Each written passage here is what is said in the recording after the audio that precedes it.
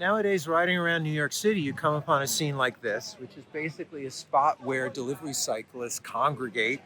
I don't quite understand why they congregate other than just like, for the social benefit of it. They work, they have a relatively lonely existence. When they're off, when they're not doing runs, this is a place for them to go. Maybe get some food. It's really, it demonstrates that these are not just a bunch of rogue, reckless operators on the streets, but it's a community and it's a workforce.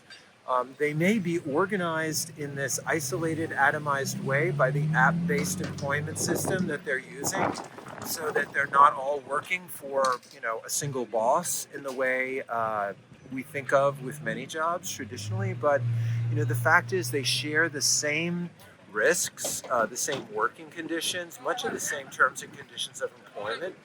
And so it makes sense that they're going to get together and share those downtimes the way they're doing. And I think it's incumbent on us as New Yorkers to think about, with all the crazy amounts of ordering in food that New Yorkers do, and it's not me, but there must be, because look at all these delivery cyclists. These guys are all delivering food. Everyone's getting their food delivered to them. Um, and that's become the new normal.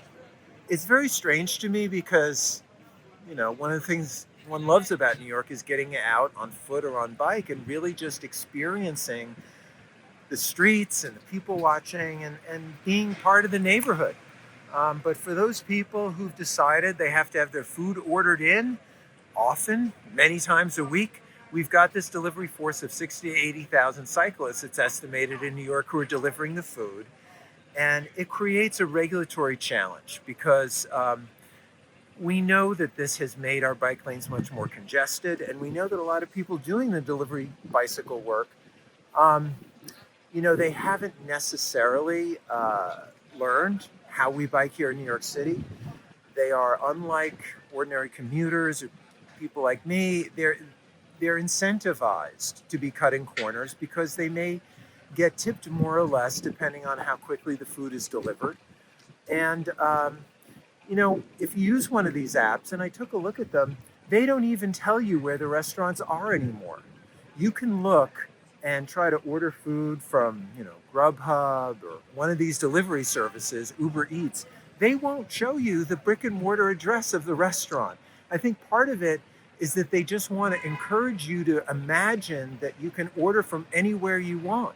And people are ordering food across two boroughs. They're delivery guys who are taking hot food from Brooklyn to Manhattan or vice versa. It's insane. So, as we've heard elsewhere, we need to have a charge imposed on people who are going to try to have food delivered over 2, 3, 4, 5 miles. Um, in order to discourage that kind of unnecessary vehicle miles travel for delivery cyclists, because there's great food everywhere in New York City. And, the fact that it's hidden from the people who are ordering how many miles of delivery cycling they are inducing with their order, that should absolutely not be. People should be paying extra for a long distance trip, and that money should be going to a fund to help us deal with this huge influx of delivery cycling that's going on in New York City. But the short of it is, if this is how people want to live their lives, is have everything brought in by bike to their home, we can work with that. Imagine how bad it would be if these guys were all driving four-wheelers, right? And doing deliveries like you see in the suburbs with a sedan that has like a Pizza Hut, light that goes on the top of the car while they're making a delivery. I mean, this is viable. We need to intervene and make sure it's done in a rational way that's safe for everyone. But this is a so much more efficient and effective delivery workforce for a dense city like ours than full-on motor vehicles could ever be. So if people are not going to get out and walk to their local restaurant, it's the next best thing. We just have to figure out how to regulate it properly. And job number one is taking control of the terms and conditions of employment of these guys away from the app companies, because that's really where the problem begins and ends in so many ways. Tremendous amounts of money are being sucked out of the New York City restaurant industry, being made off the backs of this delivery workforce who are frankly like modern day coal miners. You'd find at the turn of the 19th to the 20th century, the amount of danger that they face in the work that they're doing. We've got to make it safer for them. And, we've got to figure out a way to rationalize the system. And it's not so hard. It's not a function of where delivery cyclists are coming from. It's a function of having a totally new system that's put a huge fleet of new kind of vehicles on our streets.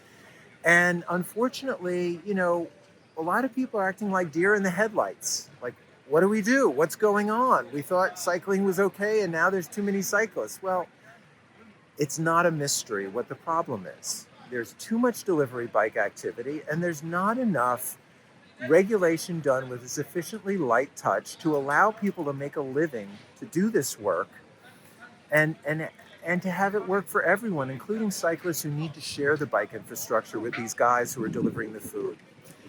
Hopefully, we can get past the deer in the headlights moment. We can get past the hate on people who don't look and talk like me moment that all too often infects this policy discussion, and move on to a rational system that's going to allow it to function here in New York City and let people get their food delivered if that's what they want so much.